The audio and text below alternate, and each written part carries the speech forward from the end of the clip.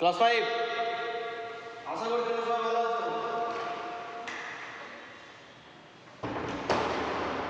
আজকের ক্লাসে আমরা প্রথমে তোমাদের একটা বন্ধু দেওয়া প্রবলেম সলভ করব, তারপরে আমরা যেখানে ছিলাম সেখানে চলে আসবো।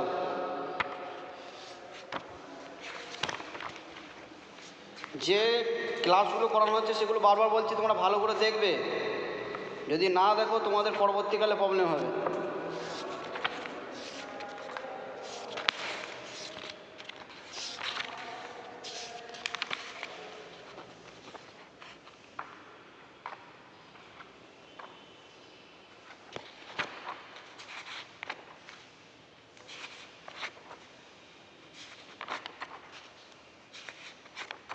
ওকে, এরকম টাইপের ও যেটা প্রবলেমটা দিয়েছে সে প্রবলেমটা এরকম টাইপের অঙ্ক করানো হয়েছে। যাই হোক, তবু আমি আর একবার তোমাদের করিয়ে দিচ্ছি। সেটা হচ্ছে যে বলেছে যে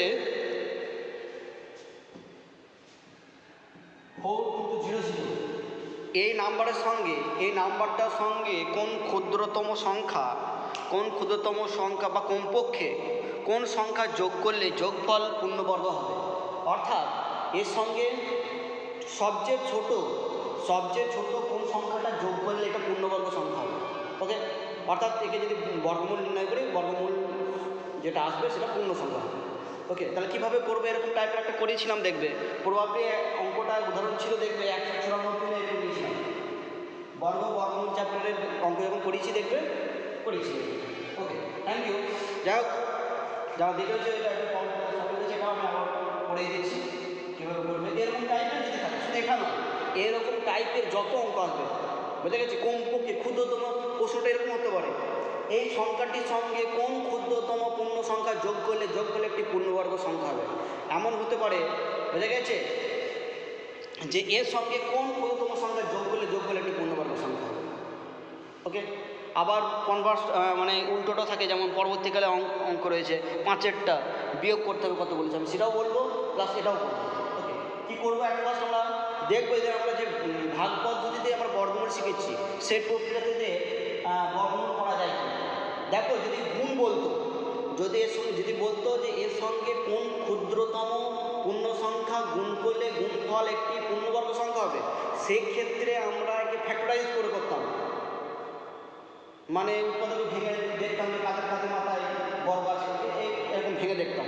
কিন্তু যেহেতু বলছি কত যোগ বা বিয়োগ বলেছি, যোগ বা বিয়োগের ক্ষেত্রে যদি বলে কোনো সংখ্যার সঙ্গে কত যোগ করলে বা বিয়োগ করলে যোগফল অথবা বিয়োগফল পূর্ণবর্গ সংখ্যা হবে, সেক্ষেত্রে আমরা ভাগ পদ্ধতিতে বর্গমূল করার ট্রাই করবো, অর্থাৎ চেষ্টা করবো। ওকে, তাহলে প্রথমে আমরা কী করবো, পেয়ার করে নিলাম, যেমন বর্গমূল করি আমরা পেয়ার করে নিলাম, ডান থেকে পেয়ার করে নিয়েছি, তাহলে ম্যাক্সিমাম কত যাবে যাবো, প্রথমে এই পেয়ারটা, তাহলে এমন একটা ইন্টিজার আমাকে কিনা পূর্ণ সংখ্যা বসাতে হবে, যে সংখ্যাটা বসাবো সেই সংখ্যা দিয়ে গুণ করে গুণফলটা এইখানে বসাবো, অর্থাৎ 42-এর তলায়, যেন 42-এর থেকে বেশি না হয়ে যায়। অর্থাৎ এখানে আছে কত, 42 থেকে যদি বেশি না হয়ে যায়, তাহলে দেখো আমি যদি 5 বসাই, এখানে যদি 5 বসাই, তাহলে গুণফলটা কত হবে, 5 দিয়ে গুণ করতে হবে 25, আছে কত আমার 42। এর পরবর্তী সংখ্যা দেখি 6 দিয়ে যদি গুণ করা হয়, দেখো কত হবে, 6 × 36, যদি 7 ভাবি তাহলে কত হবে, 7 × 7, 7 × 7 = 50, বেশি হয়ে যাচ্ছে। দেখো আছে কত আমার 42।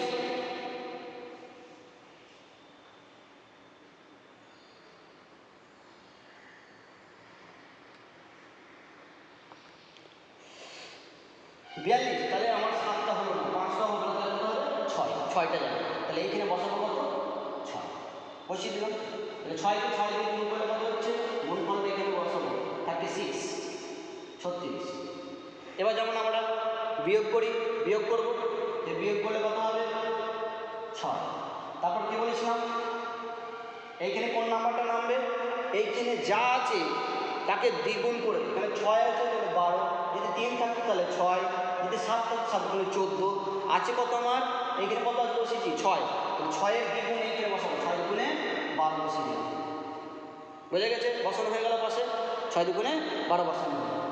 এবার যে পেয়ার দুটো শূন্য নামাবো, বর্গমূলের ক্ষেত্রে দুটো শূন্য নামিয়ে দিলাম। ওকে, এবার এইখানে এমন একটা নাম্বার বসাবো এই পাশে এমন একটা নাম্বার বসাবো যে নতুন যে নাম্বারটা তৈরি হবে, অর্থাৎ এর পাশে যদি আমরা যদি 3 বসাই, তাহলে এই 12 আছে, পাশে যদি 3 বসাই তাহলে কত? 123।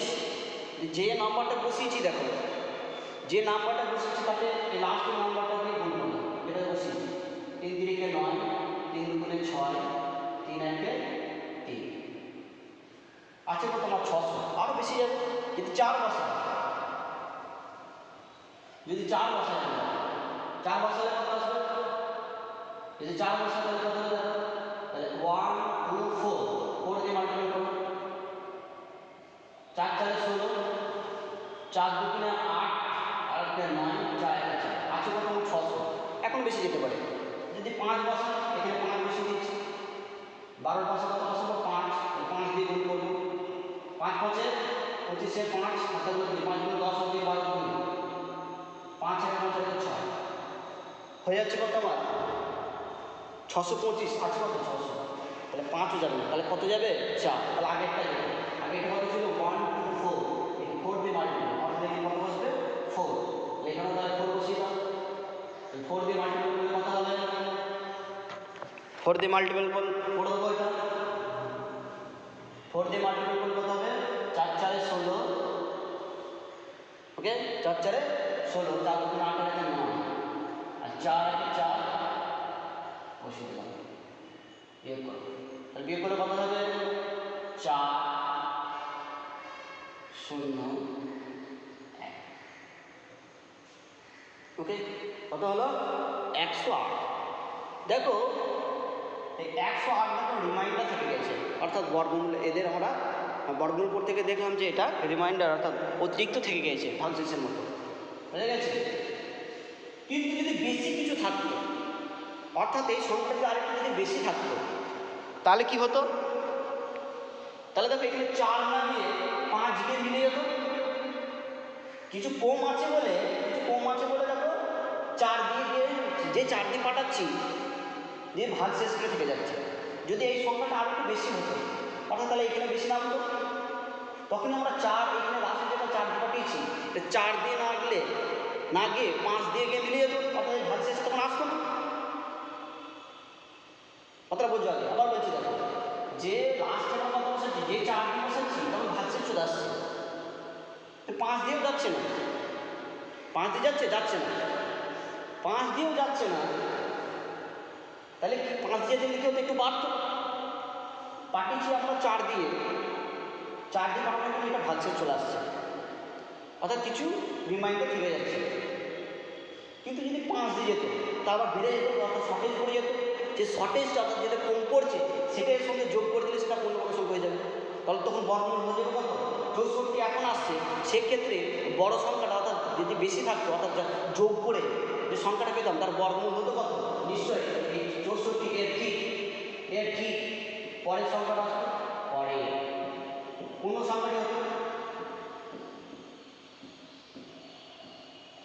সেটা কত? 64 প্লাস 1 65। সে সংখ্যাটির বর্গমূল কিন্তু এটা হতো, ঠিক তো? 64 বর্গ যেটা করতাম সেটা হচ্ছে বাড়তি সংখ্যাটা, অর্থাৎ যোগ করে যে সংখ্যাটা পেতাম, তাহলে এখানে আমরা লিখব 65 বর্গ।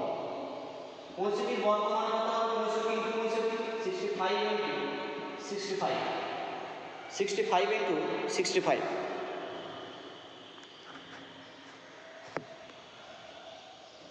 ওকে, তাহলে 65কে আমরা এখানে গুণ করছি, 65 দিয়ে মাল্টিপ্লাই করে দেবো,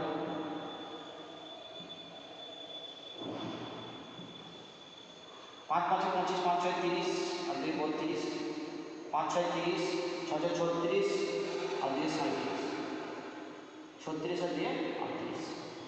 এর কথা হবে 6 5 2 কত হচ্ছে বলো?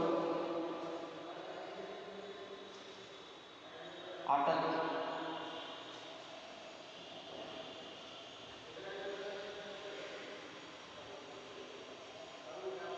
5 6 30, 39, এটা বলে আছে 39। এর কথা হলো এটা 12 2 3 আর 4, তাহলে এর সেই সংখ্যাটা হয়ে যাবে কত? 4 2 2 5। বুঝে গেছে? এই সংখ্যাটা হচ্ছে সেই বাড়তি সংখ্যাটা, অর্থাৎ সংখ্যাটা যোগ করে, কোন সংখ্যাটা একটা কিছু সংখ্যাটা যোগ করে, অর্থাৎ এই সঙ্গে কিছু একটা যোগ করে এটা পেতাম, তখন বর্গমূল হতো কত, এর পরবর্তী সংখ্যা হতো 25 বর্গমূল হতো। তাহলে দেখো এইটার সঙ্গে এটা তফাৎ কত আছে, এটা থেকে এটা বিয়োগ করে দিলে পেয়ে যাবো, সেটাই হলো ক্ষুদ্রতম সংখ্যাটা, যার সঙ্গে এইটার সঙ্গে যোগ করলে সেটা পূর্ণবর্গ সংখ্যা হবে। তাহলে এখন তুমি উত্তর লিখবে অতএব নির্ণীয়, তোমরা আনসার লিখবে এভাবে, অতএব নির্ণীয় সংখ্যাটি হলো, মানে যেটা চেয়েছে ক্ষুদ্রতম সংখ্যাটি, কমপক্ষে সংখ্যাটি হলো কত হবে, 4 2 5 মাইনাস 4 2 0 0 আসবে কত, বের করে দেখবো আসবে কত, 25। তাহলে 25 হলো কমপক্ষে সেই সংখ্যা যেটা এই সংখ্যার সঙ্গে, অর্থাৎ এই যেটা দিয়েছিল আমাদের 4200, এর সঙ্গে যোগ করলে যে যোগফলটা পাবো সেটা একটি পূর্ণবর্গ সংখ্যা হবে। ওকে, এই টাইপের করানো হয়েছে। যারা এখনও এরকম অঙ্ক করনি তারা, তাদের বারো বলছি, তারা এই টাইপের অঙ্কগুলো আর একবার দেখে রাখবে, যদি প্রবলেম হয় আবার জানাবে, আমি আবার পড়াবো।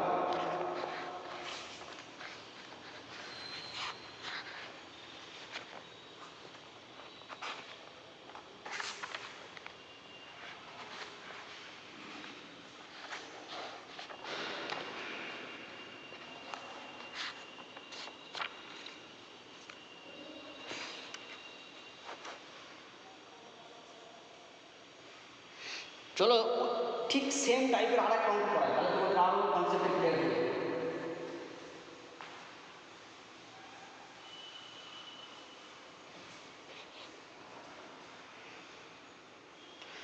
প্রশ্নটা হচ্ছে যে 800 এর ঠিক পরবর্তী পূর্ণ সংখ্যাটি নির্ণয় করো। 800 এর পরবর্তী পূর্ণ সংখ্যাটি নির্ণয় করো। 800 এর পরের যে পূর্ণবর্গ সংখ্যাটি রয়েছে 800, ঠিক এর পরের, এর কাছাকাছি, এর পরেই যেটা রয়েছে এটা পূর্ণবর্গ সংখ্যা কিনা আমরা জানি, পূর্ণবর্গ সংখ্যা নয়। 800 এর ঠিক পরে, অর্থাৎ কাছাকাছি, এর পরেই যে পূর্ণবর্গ সংখ্যাটি হবে সেটা নির্ণয় করতে দিয়েছে। আগে একটা নতুনই করতে হবে, অর্থাৎ এর সঙ্গে কত যোগ করে একটা পূর্ণবর্গ সংখ্যা পেয়ে যাবো, সেটাই বার করতে হবে। তাহলে এটা আমরা ডান দিকে ক্লিয়ার করে নিলাম। তাহলে একটা 8 রয়েছে, তো কত কাটাবো বলো, তাহলে 2 দিয়ে পাঠাবো, 2 দিয়ে যাবে, 3 দিয়ে পাঠালে 3 তিরিকে 9, বেশি হয়ে যাচ্ছে, কত যাবে, 2 দিয়ে, 2 দুগুণে 4। যেমন পেয়ার 4 নামবে, দুটো শূন্য নামিয়ে দিলাম আমরা, আর এখানে যাচ্ছে 2 আছে, এখানে কত নামবে, 4 আছে, কত আমার 400, কত বসাবো, একবারে বড় সংখ্যা বসাচ্ছি, এর পাশে যদি 9 বসা যায় কত হচ্ছে, 9 9 81, 1 হাতটা দিল 8, 4 9 36, 36 বেশি হয়ে যাচ্ছে, দেখো 4 9 36 আর 8 কত বেশি হয়ে যাচ্ছে, তাহলে 9 যাবে না, এর পাশে আমরা বসাচ্ছি 8 যদি বসাই, এর পাশে যদি 8 বসাই তাহলে আমরা 48 48, 48 8 দিয়ে গুণ করতে হবে, গুণ করলে কত হবে, 8 6 8 8 64, 4 6 4 8 32, 33 34 35 36 37 38, 38 আসছে, 9 ধরছে না, তাহলে কত গেল, 8 দিয়ে যাচ্ছে। আবার বলছি দেখো, এর পাশে কত বসাবো, যদি 8 বসে তাহলে হচ্ছে নতুন নাম্বার তৈরি হবে 48, 8 লাস্টের সংখ্যা দিয়ে বলেছিলাম গুণ করবো, 8 দিয়ে গুণ করলে 8 8 64, 4 হাতে হলো 6, 4 8 32, 32 আর 6 কত 38, এটা আসছে, তাহলে এখানে বসিয়ে দেবো 8, এখানে বসিয়ে দেবো কত হয়ে গেল, গুণ পাল্টা এখানে 8 বসিয়ে দেবো 84, বিয়োগ করো, তাহলে 6 1 আর কত হচ্ছে 16, দেখো 16 ডেফিসিয়েন্সি চলে আসছে, 16 দেখো অতিরিক্ত থেকে যাচ্ছে, সরি 16 অতিরিক্ত থেকে যাচ্ছে, এখানে 16 যদি না থাকতো, এখান থেকে যদি 16 কম হতো তাহলে পূর্ণবর্গ সংখ্যা হতো, কিন্তু পরের হতো না, তো পরের চেয়েছে, এর ঠিক পরের পূর্ণবর্গ সংখ্যা চেয়েছে, অর্থাৎ কিছু যদি বেশি থাকতো, এই 800 থেকে 8 যদি কিছু বেশি থাকতো তাহলে বর্গমূলটা হয়ে যেত কত, সংখ্যাটি 38 প্লাস এটা 8 9 দিয়ে লাস্ট একটা 9 গিয়ে মিলে যেত, তখন রিমাইন্ডারটাও আসতো না। কিন্তু এখন যদি আমরা 9 দিয়ে কাটাতে যাই, তাহলে এখানে 8 9 যদি 9 কাটানো হয় তাহলে কিন্তু বেড়ে যাবে, নেগেটিভ চলে আসবে, অর্থাৎ কি কিছু শর্টেজ থাকবে, সেই শর্টেজটা এর সঙ্গে যোগ করতে হবে। ঠিক আগেরটার মতো কী করবো, কীভাবে বার করবো, কী লিখবো, এ পরের পূর্ণ সংখ্যা, পরের পূর্ণ সংখ্যা, সেটা কথা হবে পরের পূর্ণ সংখ্যা এক যোগ করলে পেয়ে যাবে আমরা কী করবো যে বর্গ সংখ্যাটির বর্গমূল হবে কিন্তু এটা কিন্তু সংখ্যাটি কত বর্গ করে দিলে সংখ্যাটি পেয়ে যাবো অতএব সংখ্যাটি হবে কত 29 এর বর্গ এর বর্গ করলে পেয়ে যাবো সে বাড়তি সংখ্যা যোগ করে যে সংখ্যাটা পাবো 29কে 29 দিয়ে গুণ 29কে 29 দিয়ে গুণ করবো 29 9 9 কাছে 1 হাত থাকলো 8 9 2 18 19 20 21 22 23 24 25 26 26 6 বুঝা গেছে আবার 2 9 গুণে 18 2 দুগুণে 4 কত হয়ে গেল এটা 1 14 4 এত হলে 1 সংখ্যাটা 8 কত আসছে এই সংখ্যাটা আসছে 841 841 তো নেই 800 সঙ্গে 800 পরেই যে পূর্ণবর্গ সংখ্যাটা হবে সেটা হচ্ছে যেটা কত যোগ করতে হবে সরি এখানে যোগ চাইনি যে তার পরবর্তী সংখ্যাটা চেয়েছে অতএব নির্ণয় লিখবো অতএব লিখবো 800 এর ঠিক পরে পূর্ণবর্গ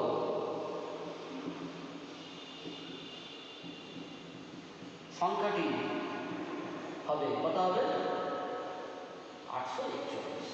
841 যদি বর্গমূল করে দেবে একটা পূর্ণ সংখ্যা বর্গমূলটা কি হবে একটা পূর্ণ সংখ্যা হবে আগেরটার মতনই যদি কোশ্চেনকে এটা দিত নাম্বার এটাই দিয়েছে 800 দিয়েছে দিয়ে দিল বলে দিল 800 সঙ্গে কত কোন ক্ষুদ্রতম পূর্ণ সংখ্যা যোগ করলে একটি পূর্ণবর্গ সংখ্যা হবে তাহলে অর্থাৎ এই থেকে দেখুন এটা বিয়োগ করে অর্থাৎ কত আসবে 41 আসবে দেখবে আগের অঙ্কটার মতনই আগের অঙ্কে একটা লাইন করতে হচ্ছে সেখানে করতে হয়নি ঠিক ওকে যেহেতু আজকে আমরা শর্ট কোয়েশ্চেন করছি না এই টাইপেরই অঙ্ক আরেকটা আলোচনা করে দিচ্ছি বুঝে গেছে একদম সুবিধা হবে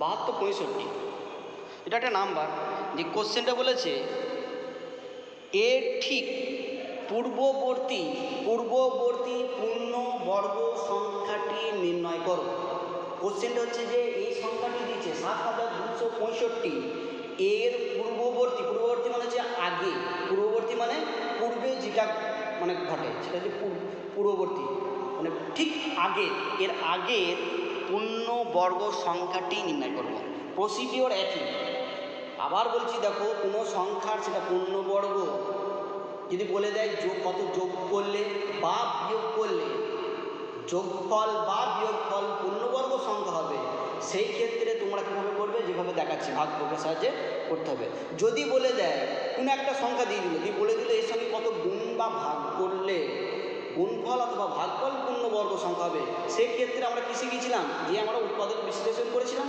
যেটার মাথার বর্গ আসেনি অর্থাৎ স্কোয়ার আসেনি মাথায় 2 আসেনি তাদের আমরা বলেছিলাম সেভাবে করেছিলাম অর্থাৎ সেটাকে বলেছিলাম যেটা আসেনি এটা দিয়ে ভাগ করলে অথবা গুণ করলে গুণফল অথবা ভাগফল পূর্ণবর্গ সংখ্যা হবে কিন্তু যোগ বা বিয়োগ করলে এইভাবে করতে হবে যেভাবে করাচ্ছি আগে দুটো অঙ্ক করানো হলো এটাও দেখাচ্ছি দেখো একই রকম আমরা যেমন বর্গমূল করি ওই ক্ষেত্রে ডান দিক থেকে আমরা ফেয়ার করে নিলাম আছে কত 72 তাহলে ম্যাক্সিমাম কত যাবে দেখো 8 যাবে 9 যাবে 9 9 81 বেশি হয়ে যাচ্ছে তাহলে কত যাবে 8 8 64 8 8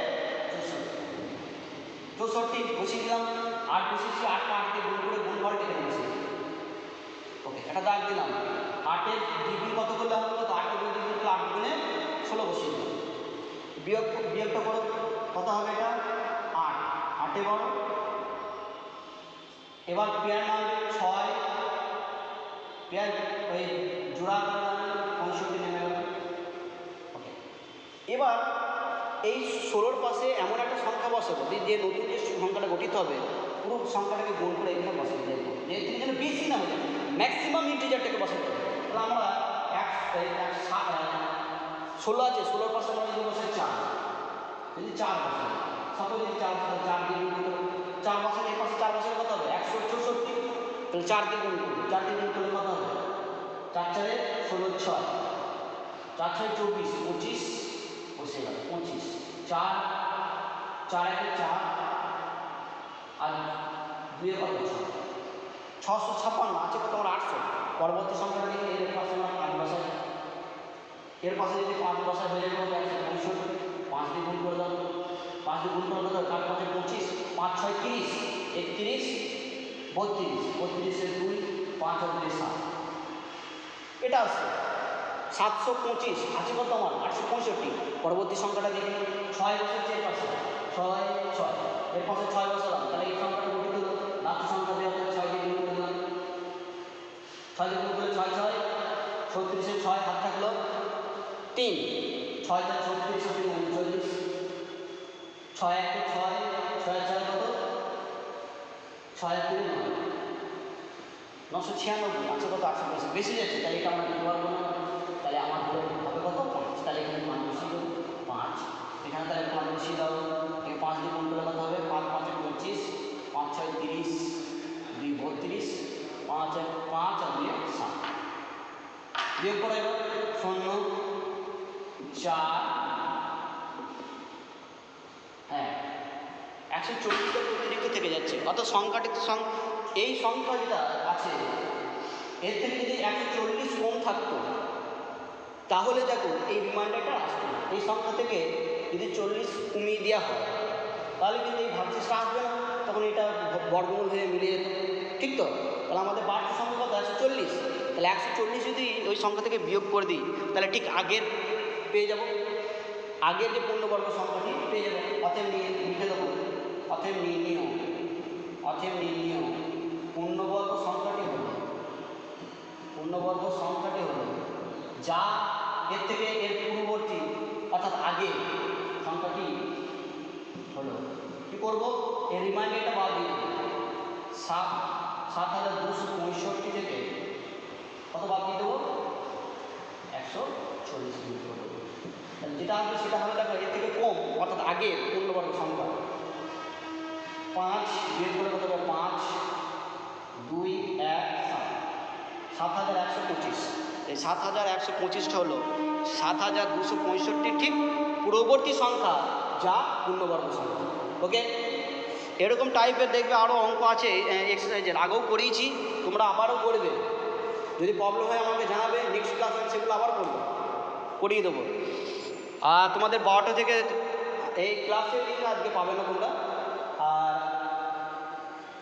এই নেক্সট যেদিনকে তোমার আজকে লাইভ ক্লাস তোমাদের আছে 12টা থেকে, সেটা তোমরা অ্যাটেন্ড করবে, বিভিন্ন কোশ্চেন নিয়ে আলোচনা করবো তোমাদের সঙ্গে, ডাইরেক্ট কথা বলবো। ওকে, থ্যাংক ইউ।